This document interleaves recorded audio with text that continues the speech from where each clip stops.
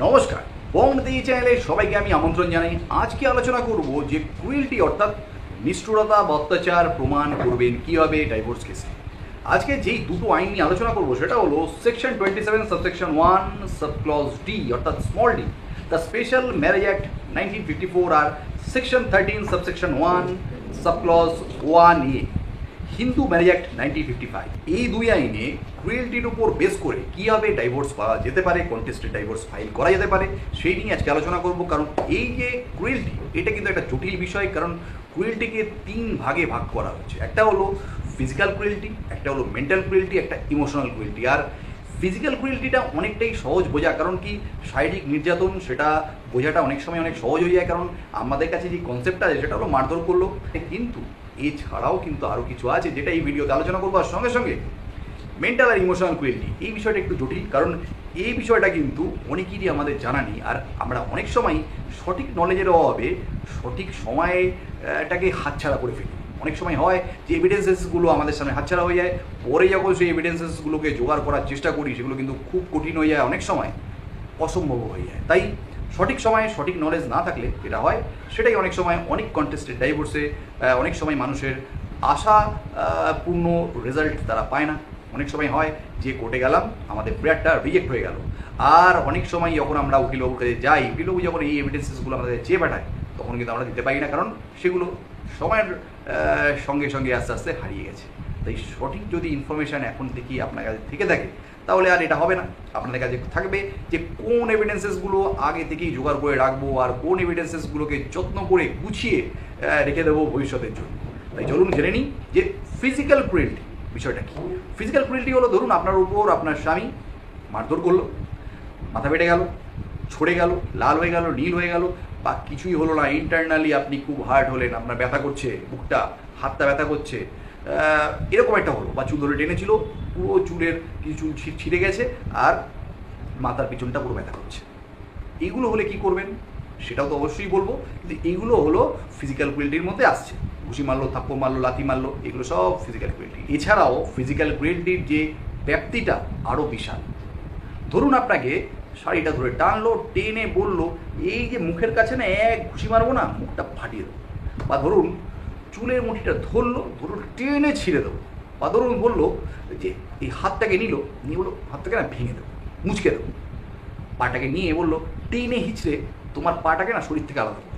এই যে তার ব্যবহার, এই যে threatening, immediate threat to live and life, এটাও কিন্তু একটা রিস্ক তৈরি করে। আর রিস্কটা কিন্তু আমাদের যে ফিজিক্যাল ক্রুয়েলটির যে ডেফিনেশন আছে তার মধ্যেও সেটা কিন্তু এসে যায়, যে একটা মানুষকে মারার জন্য উদ্যত হওয়া, যে থাপ্পড় মেরে না গাল ফাটিয়ে দেবো, কান গরম করে দেবো। এই যে আচরণগুলো, এগুলো প্রত্যেকটাই কিন্তু ফিজিক্যাল ক্রুয়েলটির মধ্যে আসে। আর সেগুলোকে কিন্তু কীভাবে প্রমাণ করবেন সেটাও একটা জায়গা তৈরি করে। সেটা হলো প্রথমেই যেটা বলি, ধরুন হাত ফেটে গেল, মুখ ফেটে গেল, মাথা ফেটে গেল, রক্ত বেরোচ্ছে, নীল হলো, লাল হলো, ছড়ে গেল, ব্যথা লেগেছে, ঘুষি মেরেছে, লাথি মেরেছে, এই প্রত্যেকটা কাজ যখনই আপনার সঙ্গে ঘটবে, এই নির্যাতনগুলো আপনার উপর হবে, তখন সঙ্গে সঙ্গে চলে যাবেন থানায়, জেনারেল ডায়েরি করবেন, একটা জেনারেল ডায়েরি করবেন, বা ইচ্ছা করলে এফআইআরও করতে পারেন। এফআইআর করে কোথায় যাবেন? হসপিটালে চলে যাবেন, কোনো সরকারি হসপিটালে চলে যাবেন, স্বাস্থ্যকেন্দ্রে চলে যাবেন, যেখানে ইনজুরি রিপোর্ট হয় সেখানে চলে যাবেন। তো সেখানে গিয়ে একটা ইনজুরি রিপোর্ট করাবেন। এর সঙ্গে সঙ্গে আপনাকে ডাক্তারবাবু এরপরে একটা প্রেসক্রিপশান দেবেন, মানে ওষুধের জন্য বা ইঞ্জেকশনের জন্য, ড্রেসিংয়ের জন্য আপনাকে প্রেসক্রিপশান একটা করে দেবেন। তো সেই প্রেসক্রিপশানের কপি আর ইনজুরি রিপোর্টের কপি, এগুলো কিন্তু যত্ন করে রাখবেন, কারণ ইনজুরি রিপোর্ট 3 কপিতে হয়। সেটা হলো একটা হসপিটালে থাকে, মানে হসপিটাল কর্তৃপক্ষের জন্য, একটা পুলিশ অথরিটির জন্য, একটা পেশেন্টের জন্য। তো আপনি পেশেন্টের কপিটা নেবেন, নিয়ে সেটাকে অবশ্যই যত্ন করে প্রেসক্রিপশনের সঙ্গে রেখে দেবেন। ডাক্তারবাবু যদি আপনাকে ভর্তি হতে বলে অবশ্যই ভর্তি হয়ে যাবেন, কখনোই ডিনাই করবেন না। আর সঙ্গে সঙ্গে যখন ভর্তি হলেন ডিসচার্জ সামারিটা যত্ন করে রেখে দেবেন। এই প্রত্যেকটাই কিন্তু ভবিষ্যতে আপনার জন্য এভিডেন্স হিসেবে কাজ করবে। যখন আপনি কোর্টে গিয়ে কন্টেস্টেড ডাইভোর্স ফাইল করবেন আর যখন বলবেন যে আমাকে আমার স্বামী, আমাকে শ্বশুরবাড়ির লোক মারধর করেছে, মুখের কথায় কিন্তু কিছুই প্রমাণ হবে না। বা কোর্টে গিয়ে যদি বলেন যে পাড়ার দোকানে গিয়ে আমি ওষুধ খেয়ে নিয়েছি, ওষুধ দিয়েছে খেয়ে নিয়েছি, ব্যথার ওষুধ দিয়েছে, একটা মলম দিয়েছিল লাগিয়ে নিয়েছি, এই যে কথাগুলো বলবেন, এগুলো দিয়ে কিন্তু একটা দিয়েও প্রমাণ করতে পারবেন না যে আপনার চোটাঘাত লেগেছিল। তাই আপনাকে কিন্তু ইনজুরি রিপোর্ট থাকতেই হবে। সঙ্গে সঙ্গে বলি একটা কথা, ধরুন যাদের বাড়ির কাছে কোনো সরকারি হসপিটাল নেই যেখানে ইনজুরি রিপোর্ট হয়, তারা ইচ্ছে করলে প্রাইভেট হসপিটালেও কিন্তু ট্রিটমেন্ট করাতে পারেন, কিন্তু সেখানে যেই ডিসচার্জ সামারি থাকবে বা ইমার্জেন্সিতে গিয়ে রিপোর্ট করবেন, সেখানকার যে কাগজপত্র থাকবে আপনাদের কাছে সেগুলো অবশ্যই যত্ন করে রাখবেন। এগুলো তো গেল প্রাইমারি এভিডেন্সেস। এবার যেটা আছে সেটা হলো, যখনই আপনাকে মারধর করবে পারলে সেই যে মারধর করেছে সেটার কিন্তু ফটো তুলে রাখবেন, যাতে বোঝা যায় আপনার লেগেছে, মানে আপনাকে নিয়েও সেই ব্যথার ফটো থাকবে। সেই ফটোতে প্রথমে একটা ফটো আসবে যে আপনি হাত বা পা যেখানে মেরেছে আপনাকে ফুল বডি একটা ফটো তুললেন, আর এটা ফটোটা এই যে আপনার যে আঘাতটা লেগেছে সেটা কতটা গুরুতর সেটাকেও বোঝার জন্য কাছাকাছি ক্যামেরা এনে ফটো তুলতে হবে। আর এই ফটো যখন তুলবেন তখন অবশ্যই এই তিনটে জিনিস কিন্তু মাথায় রাখবেন। একটা হলো ডেট, টাইম আর লোকেশন। এই ফটোটা যখন তুলবেন এই তিনটে অপশানই কিন্তু অন করে রাখতে হবে, সেটা মোবাইলে বা এই ডিজিটাল ক্যামেরাগুলোয় সেই অপশান আছে, সেটা অবশ্যই দেখে নেবে। এই দিয়ে কী প্রমাণ হবে যে কোন জায়গায় লেগেছিল, কত দিকে লেগেছিল, কোন সময় লেগেছিল, এই তিনটেই কিন্তু তথ্য ওই ফটোতে থেকে যাবে। আর সঙ্গে সঙ্গে আপনার উপর আঘাত লেগেছিল সেটাও থেকে যাবে। যদি সম্ভব হয়, যদি চিপটাকে আলাদাভাবে ওটাকে যদি সিকিওর করে রাখা যায় সেটা তো আরও ভালো। তো এগুলো আপনার এভিডেন্স হিসেবে কাজ করবে। এছাড়া ধরুন আপনাকে যখন মারধর করছে তখনকার যদি ফটোগ্রাফস বা ভিডিও যদি থেকে থাকে, সেটাও যদি কেউ সেটাই ক্যাপচার করে রাখে। এছাড়া ধরুন আপনার বাড়িতে সিসিটিভি ক্যামেরা আছে, সেই সিসিটিভি ক্যামেরায় এই ফুটেজটা আছে যে আপনাকে মারধর করা হচ্ছিল, আপনাকে অত্যাচার করা হচ্ছিল, সেটাও কিন্তু আপনি যদি কালেকশন করে রাখতে পারেন সেটাও আপনার কিন্তু ফেভারেই যাবে। এবার আমি আলোচনা করব যে মেন্টাল আর ইমোশনাল ক্রুয়েলটি নিয়ে। বলছিলাম না একটু জটিল, তো সেই জটিল বিষয়টা নিয়ে একটু আলোচনা করবো, তাই মন দিয়ে শুনবেন। যে ধরুন আপনার স্বামী আপনাকে সব সময় এরকমভাবে ফলস অ্যাকুইশন দিচ্ছে, মানে আপনার উপর মিথ্যে অভিযোগ করছে যে আপনার সঙ্গে অন্য কোনো পুরুষ মানুষের একটা পরকীয়া সম্পর্ক আছে। তো এরকম অভিযোগ আপনাকে অনবরত দিয়ে চলেছে, আপনার উপর সবসময় সন্দেহ করছে যে আপনার নিশ্চয়ই অন্য কোনো সম্পর্ক একটা আছে। সবসময় আপনার মোবাইলটা সে চেক করছে, সবসময় আপনাকে মিথ্যে অভিযোগ করছে, আপনাকে হোয়াটসঅ্যাপ চ্যাটস করছে, আপনাকে নানা রকম আপত্তিকর মন্তব্য করছে, কটু কথা বলছে, এইসব বিষয় নিয়ে। তো এগুলোও কিন্তু একটা মেন্টাল ক্রুয়েলটি। এছাড়া প্রেগনেন্ট অবস্থায় আপনাকে চাপ দিচ্ছে আপনার স্বামী যে, বা আপনার শ্বশুরবাড়ির লোক যে আপনি যাতে অ্যাবর্শন করিয়ে নেন, বাচ্চাটাকে যাতে গর্ভপাত করিয়ে নেন, এরকম চাপ আপনাকে দিচ্ছে, সেটাও কিন্তু একটা মেন্টাল ক্রুয়েলটির মধ্যে পড়ে। এছাড়া ধরুন আপনাকে সবার সামনে প্রতিবেশী বা আপনার শ্বশুরবাড়ির লোকজন বা কখনো আপনার নিজের বাড়ির লোকজন, আপনার আত্মীয় বন্ধু সবার সামনে আপনাকে অপমান করছে, আপনাকে ছোট করে নিচু করে কথা বলছে, আপনার শিক্ষাগত যোগ্যতা নিয়ে, আপনার বাড়ির লোকজনদের নিয়ে, আপনার পিতৃ পরিচয় নিয়ে, আপনার এডুকেশন নিয়ে, আপনার শরীর নিয়ে, মানে আপনার চেয়ারে ধরুন স্থূলতা আছে, বা আপনি একটু রোগা, বা আপনি ধরুন একটু গায়ের রঙটা একটু শ্যামবর্ণা। তো এরকম বিভিন্ন রকম বিষয় নিয়ে আপনাকে সে ছোট করছে, বাজে বাজে কথা বলছে, আপনাকে বডি শেমিং করছে, সেটাও কিন্তু একটা ক্রুয়েলটি। এছাড়া ধরুন অনেক সময় ডাইভোর্স দেওয়ার থ্রেট দিচ্ছে, অনেক সময় সুইসাইড করে নেবো, আত্মহত্যা করে নেবো এরকম থ্রেট দিচ্ছে, বা অনেক সময় ধরুন যা বাপের বাড়ি থেকে গিয়ে টাকা নিয়ে আয়, আমাকে এটা দিতে হবে ওটা দিতে হবে, এরকমভাবে পণ দেওয়ার চাপ দিচ্ছে। এগুলো কিন্তু প্রত্যেকটাই ইমোশনাল ক্রুয়েলটির পার্ট। অনেক সময় হয় যে নিজের বাচ্চাকে মায়ের কাছে যেতে দেয় না, আটকে রেখে দিচ্ছে, নিজের মায়ের সহযোগিতায় বা অন্য কোনো আত্মীয়ের সহযোগিতায় বাচ্চাটাকে মানুষ করার চেষ্টা করছে, আর মায়ের থেকে দূরে রাখছে, মায়ের বিষয়ে কুরুচিকর বাজে বাজে মন্তব্য করছে বাচ্চার সামনে। এছাড়া ধরুন বাচ্চার সামনে মাকে অপমান করছে, বাচ্চার মনে বিষ ঢেলে দিচ্ছে যে তোর মাটা খারাপ, তোর মাটা খারাপ, তোর মার এটা ভালো না ওটা ভালো না, মা তোকে ভালোবাসে না। তো এই সব কথাবার্তাও কিন্তু একটা মানসিক নির্যাতন। এছাড়া এরকম অনেক সময় হয় যে স্ত্রীর বাপের বাড়ির লোকদের সঙ্গে স্ত্রীকে কথা বলতে দেওয়া হয় না, স্ত্রীকে বাপের বাড়িতে যেতে দেওয়া হয় না। এছাড়া অনেক সময় এটাও হয় যে স্ত্রীকে তার বাবা মার সম্বন্ধে নোংরা নোংরা বাজে বাজে আপত্তিকর কটু মন্তব্য করে। তো এটাও কিন্তু একটা মানসিক নির্যাতনের পার্ট। অনেক সময় এই কথাও বলা হয় স্ত্রীকে যে তুমি কি ইনকাম করো, তোমার সংসারে কি কন্ট্রিবিউশন আছে, আমার পয়সায় খাচ্ছ পড়ছো, আমি যা বলবো তাই হবে। স্ত্রীকে সার্ভেন্টের মতো অর্থাৎ চাকরের মতো ট্রিট করা হয়, এটাও কিন্তু একটা মানসিক নির্যাতন। এছাড়া অনেক সময় এরকম হয় যে ঋতুচক্রের সময় স্ত্রীকে বাড়ির বাথরুম, বাড়ির পায়খানা ইউজ করতে দেওয়া হয় না, বা এছাড়া এরকমও হয় যে অনেক সময় স্ত্রীকে খেতে পড়তেও সঠিকভাবে দেওয়া হয় না। এছাড়াও অনেক সময় এরকমও হয় যে স্ত্রীর শরীর খারাপ, স্ত্রীকে ডাক্তারের কাছে নিয়ে যাওয়া হয় না, তাকে কোনোরকমভাবে মেডিকেল এড তাকে প্রোভাইড করা হয় না। এছাড়া অনেক সময় এরকমও হয় যে স্ত্রীকে ঘর থেকে বেরোতে দেওয়া হয় না, বাড়ির বউ ঘরে থাকবে, বাইরে কেন? তো এই প্রশ্নগুলোও কিন্তু মেন্টাল ক্রুয়েলটির মধ্যে পড়ে, যে তার কোনো প্রাইভেট লাইফ থাকবে না। স্ত্রী মানে সে একটা বন্দি অবস্থায় থাকবে, বাড়িতে এনেছি, খেতে পড়তে দিচ্ছি, এটাই বড়। তো এই মানসিকতাটাও কিন্তু একটা মেন্টাল ক্রুয়েলটি। এছাড়া সোশ্যাল মিডিয়াতে স্ত্রীর সম্বন্ধে উল্টোপাল্টা পোস্ট করা, তাকে ছোট করে অপমান করে তার সম্বন্ধে কটু কথা লেখা, মন্তব্য করা, সেটাও কিন্তু মেন্টাল ক্রুয়েলটির মধ্যে পড়ে। এছাড়া ধরুন স্বামী পরকীয়াতে যুক্ত, অন্য কোনো মহিলার সঙ্গে তার একটা অবৈধ সম্পর্ক চলছে, এটাও কিন্তু একটা বড় মেন্টাল ক্রুয়েলটির জায়গা তৈরি করে। এছাড়া ধরুন অনেক সময় এরকম হয় যে স্ত্রী একটু গান করতে ভালোবাসে, নাচতে ভালোবাসে, আবৃত্তি করতে ভালোবাসে, তার কিছু কালচারাল দিক আছে, তার কিছু পছন্দ আছে, অপছন্দ আছে, সেগুলোতে তাকে বাধা দেওয়া, সেটাও কিন্তু একটা মেন্টাল ক্রুয়েলটি। বা তাকে পড়তে বা হায়ার স্টাডি করতে তাকে আটকানো, তাকে সবসময় পিছু টানা, তাকে ডিসকারেজ করা যে তোমার দ্বারা কিচ্ছু হবে না, এটাও কিন্তু একটা মেন্টাল ক্রুয়েলটির পার্ট। এছাড়া এরকম যদি হয়, আপনার স্বামী আপনার পেশা বা আপনার যে কাজটা আপনি করেন সেটাকে সে একদম পছন্দ করে না, আর আপনাকে বারবার করে এরকম থ্রেটনিং করছে যে কাজটা ছেড়ে দাও, না হলে কিন্তু তোমার কপালে দুঃখ আছে, অর্থাৎ আপনাকে ফোর্স করছে, তো এরকম যদি ঘটনা ঘটে সেটাও কিন্তু মেন্টাল ক্রুয়েলটি। এছাড়া এরকম হতে পারে যে আপনি কর্মক্ষেত্রে খুব সফল, আপনি অর্থনৈতিকভাবে কারো উপর ডিপেন্ড করেন না, এতে আপনার হাজব্যান্ডের হিংসে হচ্ছে এবং সে হীনমন্যতায় ভুগছে, এবং তার সাইড এফেক্ট হিসেবে সে কী করছে, আপনার বস, আপনার কলিগ, আপনার ক্লায়েন্টদের সামনে আপনাকে অপদস্থ করার জন্য, আপনাকে অসুবিধায় ফেলার জন্য তাদের ফোন করে আপনার সম্বন্ধে মিথ্যে তথ্য শেয়ার করছে, আপনাকে বদনাম করা অভিপ্রায় আপনার নামে নানা রকম বাজে বাজে কথা রটাচ্ছে। তো এই সব করছে। আবার এরকম অনেক সময় হয় আপনার নাম করে মেল পাঠাচ্ছে, ইমেল পাঠাচ্ছে, অনেক সময় রেজিগনেশন বা এরকমই উল্টোপাল্টা মেসেজ করছে, যেটাতে আপনার কর্মক্ষেত্রে অসুবিধায় পড়তে হতে পারে, সেই জায়গায় আপনাকে সে নিয়ে যাচ্ছে। তো এরকমও যদি ঘটনা ঘটে সেটাও কিন্তু অবশ্যই একটা মেন্টাল ক্রুয়েলটি বা ইমোশনাল ক্রুয়েলটির পার্ট। বা এরকম যদি হয় যে আপনাকে স্পর্শ করছে না, বা আপনাকে কোনোরকমভাবে স্বামী স্ত্রীর মধ্যে যে সম্পর্কগুলো স্বাভাবিকভাবে থাকা উচিত সেগুলো আপনার সঙ্গে রক্ষা করছে না কোনো জাস্টিফাইড রিজন ছাড়া।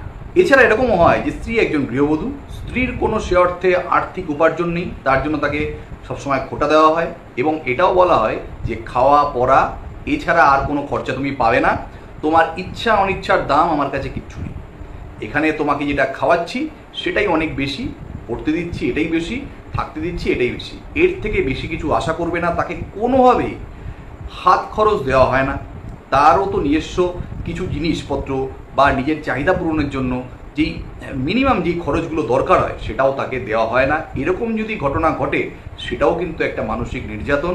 কারণ একটা স্ত্রী যখন তার সংসারে আসে, কোনো সংসারে বউ হয়ে, তখন কিন্তু তার কিন্তু ইচ্ছা অনিচ্ছার যে মর্যাদাটা বা তার শখগুলো পূরণ করার যেই প্রচেষ্টা সেটা কিন্তু স্বামীর থাকা উচিত। আর সেটা যদি সে না করে, সে যদি ইচ্ছাকৃতভাবে স্ত্রীকে এই দুর্দশার মধ্যে নিজের জীবন অতিবাহিত করতে বাধ্য করে, সেটাও কিন্তু একটা মানসিক নির্যাতন। এতক্ষণ ধরে যেই গ্রাউন্ডসগুলো আমি আলোচনা করলাম, এই প্রত্যেকটাই কিন্তু মেন্টাল অ্যান্ড ইমোশনাল ক্রুয়েলটি, আর এটাকে প্রমাণ করা কিন্তু অনেকটাই কষ্টকর। তাই আমি এই যে আপনার উপর মেন্টাল আর ইমোশনাল ক্রুয়েলটি হলো, সেটাকে প্রমাণ করার একটা সহজ পদ্ধতি আমি বলে দিচ্ছি। প্রথম যেটা, সেটা হলো আপনাকে ধরুন ফোন করে এরকম গালিগালাজ করছে বা আপনার সঙ্গে বাজে ব্যবহার করছে, আপনাকে কটূক্তি করছে, এগুলো যদি আপনাকে ফোন করে তাহলে সেটা কল রেকর্ডিংস আপনার ফেভারে যাবে, এটা আপনার একটা প্রুফ হতে পারে।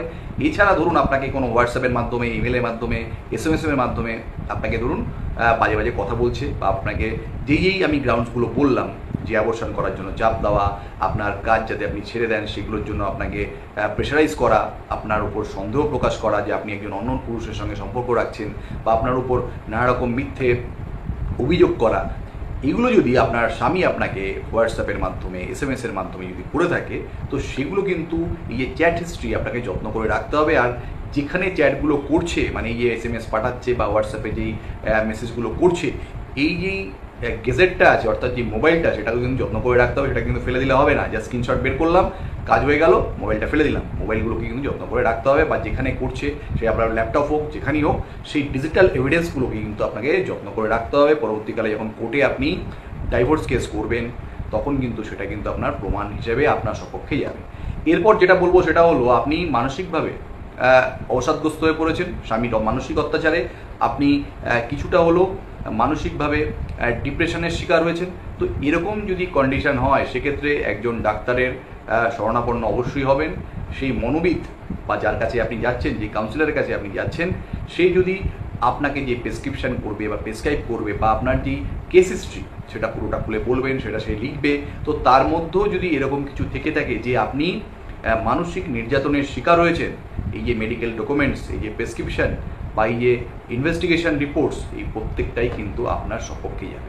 এছাড়া ধরুন আপনার উপর মানসিক নির্যাতন হচ্ছে, তার অডিও ভিডিওগ্রাফি কোনো প্রমাণ আপনার কাছে আছে, অর্থাৎ আপনার সঙ্গে যখন এই ঘটনাটা ঘটছে তখন কোনো ভিডিও রেকর্ডিং হয়েছে, সেটার মধ্যে অডিও আছে, এরকমও যদি কিছু প্রমাণ থেকে থাকে সেটাও আপনার সপক্ষে যাবে। বা আপনাকে ধরুন সবার সামনে অপমান করা হচ্ছে, বাইরের লোকের সামনে বা আপনার পরিবারের লোকের সামনে বা আপনার আত্মীয় স্বজনের সামনে বা আপনার প্রতিবেশীদের সামনে, আপনাদের বাড়িতে যারা কাজ করে হাউসমেট তাদের সামনে আপনাকে অপমান করা হয়েছে, আপনার সঙ্গে বাজে বাজে কথাবার্তা বলা হয়েছে, আপনার পড়াশোনা, আপনার শিক্ষা দীক্ষা, আপনার কালচার, আপনার বাড়ির স্ট্যান্ডার্ড, এগুলো নিয়ে ধরুন আপনাকে অপমান করা হয়েছে, কটূক্তি করা হয়েছে, ছোট করা হয়েছে, এগুলো যদি সেই সব মানুষদের সামনে ঘটে থাকে তাহলে তারা যদি আপনার হয়ে কোর্টে গিয়ে সাক্ষী দেয় যে হ্যাঁ আমাদের সামনে এই ঘটনাটা ঘটেছিল, এইভাবে তাকে অপমান করা হয়েছে, তাকে বদনাম করা হয়েছে, তো সেগুলো যদি তারা কোর্টে গিয়ে বলে সেটাও কিন্তু আপনার সপক্ষে যাবে। এছাড়া আপনার হাজবেন্ড যদি আপনার নামে ফেসবুকে বা সোশ্যাল মিডিয়াতে কোনো পোস্ট করে থাকে সেটাও কিন্তু আপনার সপক্ষে যাবে। তার স্ক্রিনশট বা সেই পোস্টের স্পেসিফিক সেই পোস্টের ইউআরএল এগুলো কালেক্ট করে রাখবেন, এগুলো কিন্তু পরবর্তীকালে ডিজিটাল এভিডেন্স হিসেবে কোর্টে পেশ হবে। এছাড়া এটা ইম্পর্টেন্ট জিনিস, সেটা হলো আপনার বসকে বা আপনার কলিগদের, আপনার ক্লায়েন্টকে যদি ফোন করে বা ইমেলের মাধ্যমে, চ্যাটসের মাধ্যমে কোনোভাবে আপনাকে বদনাম করা অভিপ্রায়, আপনাকে ছোট করা অভিপ্রায় বা আপনার কর্মক্ষেত্রে যাতে আপনার ক্ষতি হয় সেই অভিপ্রায় যদি আপনার স্বামী কোনো এইসব কাণ্ড কারখানা করে থাকে সেটাও কিন্তু প্রমাণ করতে পারবেন কীভাবে, সেই চ্যাট হিস্ট্রি থেকে, সেই ইমেল থেকে, বা আপনার হাজব্যান্ড যে আপনার বসকে বা এদের সঙ্গে কথা বলেছে তারা যদি কল রেকর্ডিংস আপনার হয়ে কোর্টে পেশ করে সেটাও কিন্তু আপনার পক্ষে যাবে। এবং তারাও যদি কোর্টে গিয়ে আপনার হয়ে সাক্ষী দেয় যে হ্যাঁ ওনার হাজব্যান্ড এরকম এরকম কথা আমাদের বলেছে, তো সেটাও কিন্তু আপনার পক্ষেই যাবে। এছাড়া ধরুন আপনার উপর এই যে আমি কথাগুলো বললাম এই প্রত্যেকটাই কিন্তু নির্যাতন, অর্থাৎ একটা ক্রুয়েলটি, আর এই ক্রুয়েলটিটা কিন্তু ডোমেস্টিক ভায়োলেন্সের সঙ্গে একদম ওতপ্রোতভাবে জড়িয়ে আছে। তাই আপনার হাজব্যান্ডের করা কাজগুলো একটা ডোমেস্টিক ভায়োলেন্সের পার্ট, আর আপনি গিয়ে কী করেছেন, একটা ডোমেস্টিক ভায়োলেন্স একটা মামলা করেছেন এবং সেই কেসটা কোর্টে প্রমাণ হয়েছে এবং আপনার হাজব্যান্ডকে দোষী সাব্যস্ত করা হয়েছে সেই কেসের যে জাজমেন্ট বা অর্ডার শিট সেটাও কিন্তু আপনার এই ক্রুয়েলটিটাকে প্রমাণ করার ক্ষেত্রে খুব ইম্পর্টেন্ট একটা ডকুমেন্টস। এছাড়া ধরুন আপনি আপনার হাজব্যান্ডের এগেনস্টে কখনো 498 আইপিসি বা সেকশন 85 বিএনএস অনুসারে মামলা করেছিলেন বধূ নির্যাতনের, সেটাও কিন্তু পরবর্তীকালে আপনার সপক্ষে গেছে, অর্থাৎ সেই কেসে আপনার হাজব্যান্ডের পানিশমেন্ট হয়েছে, মানে কনভিকশন হয়েছিল আপনার হাজব্যান্ডের। তো সেই যে কেসের জাজমেন্ট বা অর্ডার শিট সেটাও কিন্তু আপনার সপক্ষে যাবে যে আপনার উপর ক্রুয়েলটি হয়েছিল, আর কোর্টও সেটা মেনে নিয়েছে। এই যে এভিডেন্সেসগুলো কথা আমি বললাম, এই প্রত্যেকটা দিয়েই কিন্তু আপনি মেন্টাল অ্যান্ড ইমোশনাল ক্রুয়েলটি আপনি কোর্টে প্রমাণ করতে পারবেন। তবে একটা কথা, এই যে এভিডেন্সেসগুলো এগুলো সঠিকভাবে আইন অনুগভাবে আপনাকে কালেকশন করতে হবে, তাকে প্রিজার্ভেশন করতে হবে, অর্থাৎ সংরক্ষণ করতে হবে এবং কোর্টে সেটাকে সঠিক নিয়ম অনুসারে পেশ করতে হবে। যেমন ধরুন আপনি যখনই কোনো ডিজিটাল এভিডেন্স কোর্টে পেশ করবেন তখন কিন্তু 65B এভিডেন্স অ্যাক্ট অনুসারে সার্টিফিকেট আপনাকে পেশ করতে হবে, বা যার থেকে এটা কালেকশন করছেন যে এটার অ্যাডমিনিস্ট্রেটর তার থেকে কিন্তু এই সার্টিফিকেটটা নিতে হবে। এরকমই কিছু টেকনিক্যাল দিক আছে এভিডেন্স কালেকশনের বিষয়ে, সেগুলোর বিষয়ে সবসময় আপনি সতর্ক থাকবেন। এবং সবচেয়ে ভালো হয় সেটা হলো যখনই এরকম লিগাল স্টেপ নেবেন তখন একজন দক্ষ অভিজ্ঞ আইনজীবীর পরামর্শ নিয়ে তবেই অগ্রসর হবেন। তবে কিছু কিছু জিনিস আছে আগে থেকে জেনে রাখা ভালো, তো আপনারও একটা কনসেপশন বিল্ডিং হয়ে গেল যে কোন ঘটনার পরিপ্রেক্ষিতে কোন অ্যাকশন নেওয়া উচিত। অনেক সময় এটা হয় যে যখন আমরা কোনো ভাবি লিগাল স্টেপ নেব তখন একটা দেরি হয়ে যায়। তখন কি হয়, এই যে ইঞ্জুরি রিপোর্ট যেটা আপনার চোটাঘাত লেগেছিল তখন সেই ইঞ্জুরি রিপোর্টটা হওয়া দরকার ছিল, আর সেই ইঞ্জুরিটা ছিল। ভবিষ্যতে যখন আপনি গিয়ে কেস করবেন তখন তো সেই ইঞ্জুরিটা থাকবে না, তখন তো আপনাকে উকিলবাবু যদি বলে ইঞ্জুরি রিপোর্টটা নিয়ে আসুন, আপনি কোথা থেকে নিয়ে আসবেন? বা আপনাকে ধরুন বললো আপনার হাজবেন্ড যে আপনাকে যে থ্রেট করেছিল বা সুইসাইডাল যে আপনাকে থ্রেট করেছে বা বিভিন্ন সময় এই কাজটা ছেড়ে দাও, হাত পা ভেঙে দেবো বা এরকম কথাবার্তা, বা তোমাকে ডাইভোর্স দিয়ে দেবো, এইরকম যে থ্রেট করেছিল বা আপনাকে ছোটো করেছিল, বাজে কথা বলেছিল, আপনার ফ্যামিলির লোকদের নিয়ে বা ছোটো বড়ো কথা বলেছিল, এগুলো আপনি প্রমাণ করবেন কী হবে? এগুলোর জন্য কী প্রমাণ আছে? এই কল রেকর্ডিং বা স্ক্রিনশট বা যেগুলো থাকে বা এই চ্যাট হিস্ট্রি, এগুলো তো আপনার যখন সময়টা হারিয়ে যাবে, যখন আপনি সব চ্যাট হিস্ট্রি উড়িয়ে দেবেন তারপর তো সেগুলো জোগাড় করতে পারবেন না, সেটা অনেকটাই টাফ। তো সেসব ক্ষেত্রে কিন্তু আপনি আগে থেকে যদি এইসব ভিডিও দেখে থাকেন, এইসব যদি কনসেপশন একটা বিলিং হয়ে যায়, পরবর্তীকালে এইসব এভিডেন্স যত্ন করে রাখলেন, পরবর্তীকালে যখন ভাবলেন যে না এবার লিগাল স্টেপ নেওয়া উচিত, এবার উকিলবাবুর চেম্বারে যাবো, তখন এই এভিডেন্সেসগুলো নিয়ে গেলেন, তিনিও দেখলো, সেও স্যাটিসফাই হলো যে না এভিডেন্সেস আছে, এবার কেসটাকে এইভাবে সাজাবো, এইভাবে আমি অগ্রসর হবো। তাই এইসব ভিডিও দেখে কিছুটা হয় কনসেপশন বিল্ডিং হয়ে যায়। তাই আমি সবাইকে অনুরোধ করবো, এই ভিডিওটা যদি আপনাদের ভালো লেগে থাকে, যদি মনে হয় যে না এটা কনসেপশন বিল্ডিং করার মতো একটা ভিডিও, তবে অবশ্যই সবার সঙ্গে এটা শেয়ার করবেন। পরিবারের ভিতরে অনেক সময় কিন্তু মহিলারা নির্যাতনের শিকার হয়, এটা বলতে বাধা নেই যে এখনও কিন্তু অনেক মহিলা বিভিন্নভাবে নির্যাতনের শিকার। আর এই নির্যাতনটাকে আমরা কিন্তু সবসময় মারধরের উপরই সীমাবদ্ধ রাখি, কিন্তু এর যে ব্যাপ্তিটা এতটা বড় সেটা কিন্তু অনেকেরই জানা নেই। তাই এই ভিডিওটাকে যতটা পারবেন, যতদূর আপনার পরিচিতির একটা পরিসর আছে, সেখানে এটাকে শেয়ার করবেন। আর একটু শেয়ারিংয়ের মাধ্যমে অনেক মানুষ এই বিষয়ে জানতে পারবে এবং তাদের ভয়েসটা রেজ করতে পারবে। আজকে আসছি, ভালো থাকবেন। আগামী দিনে আরও নতুন নতুন ভিডিও নিয়ে হাজির হব। ততক্ষণের জন্য নমস্কার, ধন্যবাদ।